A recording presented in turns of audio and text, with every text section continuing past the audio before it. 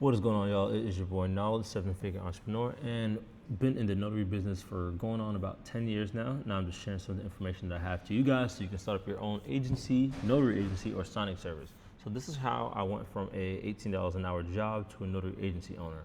So one of the things I never really talk about is I stopped working at a job from college days, right? Years ago. So for me, right when I graduated college, I made the decision to be a full-time entrepreneur and work for myself. Shout out for my uncle for giving me that final push that I needed, and for him to giving me the idea of doing a notary business. But before that, I've never really talked about. So I was blessed to have a job within the computer science field, within the management information field, within computers, period, very early in my career. Very early in college, I was able to get a job that was within my major.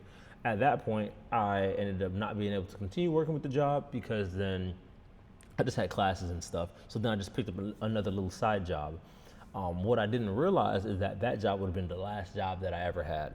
And in that job, what I was doing was working front desk in a high rise in Boca Raton, where all the units were at very minimum like 1.2 million, 1.3 million, something around that. So when I was working at that job, a lot of things started occurring to me, and I ended up leaving that and then really starting to become an entrepreneur.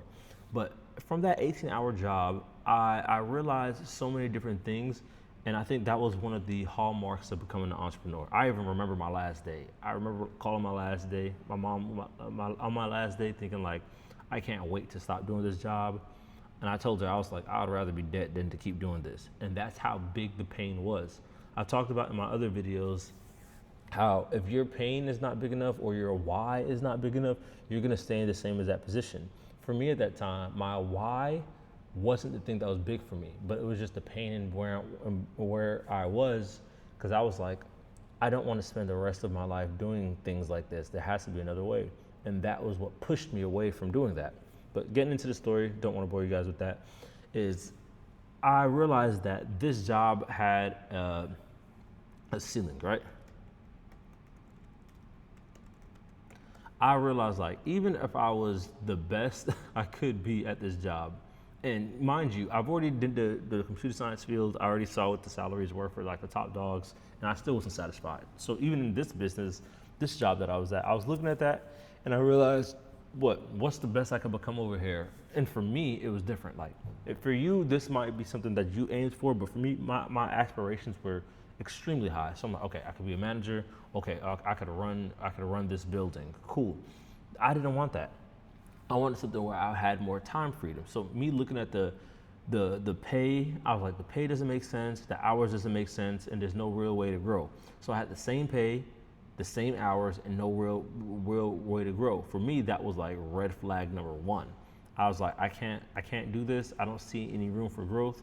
And me being young at that time, I'm looking at it like, okay, this is one red flag for me. And it was just red flag after red flag. So that was my one red flag.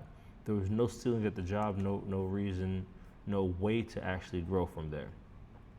Next up, let me censor this for you. One simple skill. So at that time, working that job, working that desk, I started to realize like I'm not really building any skills, right? I'm not really building anything here. I'm not learning anything new besides what running the desk, which is why anytime I see other people doing it too, I always have like a soft spot in my heart for, because I'm like, I've been exactly where this is, and I know I hated it when I was doing it, so I always try to show love to other people doing the same exact thing. But two things. One, I wasn't really building any skills at that time because I'm just working the desk, and it just felt like I'm just living to work. So I'd work all day, right? I would come home. Sometimes I wouldn't even be like physically tired. I think it's just more of a mentally draining type of thing where I work all day. I come home, I eat dinner. Maybe I catch a show, but I'm tired. I go to sleep. I wake up, and then the next day I go work. And the only thing I had to look forward to was the weekends. And then I'm dreading Monday. Because Friday, okay, cool, you get a little bit of Friday, you get a little bit of Saturday. And then Sunday night is just like, oh my God, I gotta go to work tomorrow. I didn't want to live like that. Because what I was thinking, I was like, there's no way that everybody in the world is living this the same exact way. There's no way everybody in the world is living the same exact way. And for those who aren't living that way, what are they doing that I'm not doing so that I can, what can I do to get to where they are? So I'm like, I'm not building any skills and I don't want to live every single day like that. So I ended up finding something that was more suited for me, which was then the notary agency. And then from there, becoming a notary, and then from there getting a notary agency. So one of the things that I did is I reinvented the way and how I made money.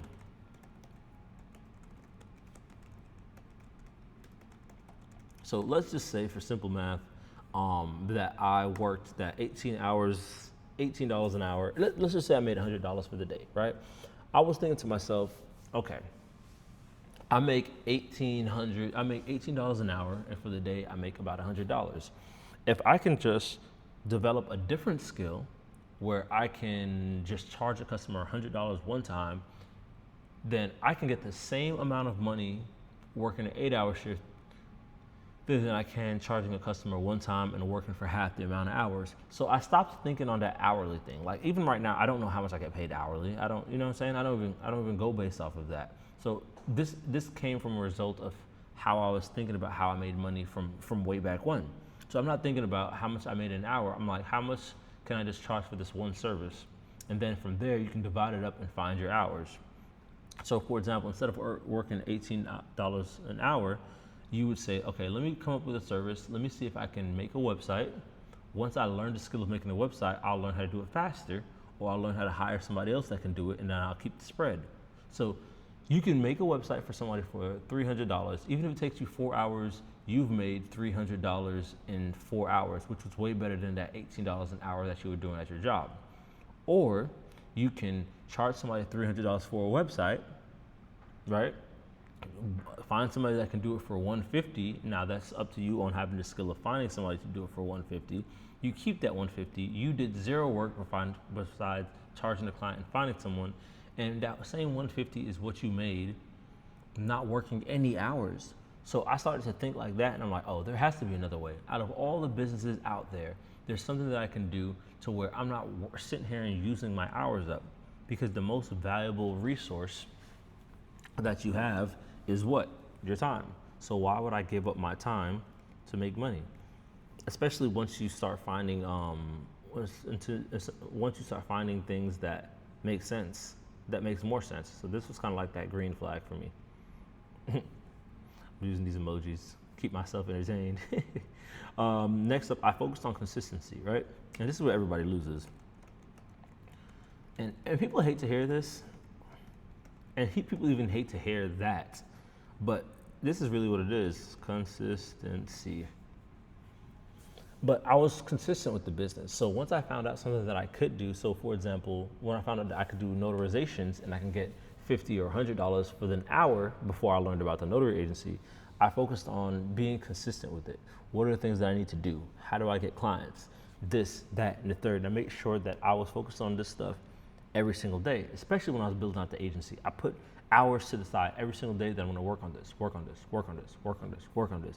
And when you do that, after some time, you start seeing some change.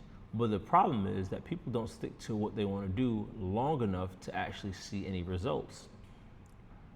So you do it for a little bit because, going back to other videos I've made in the past, you had a temporary pain, so you looked for a temporary solution.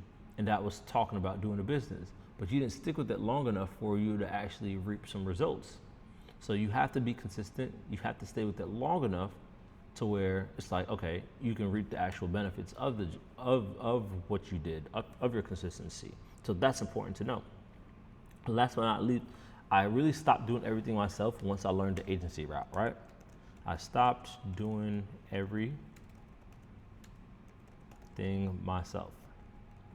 So after I actually became a notary, right?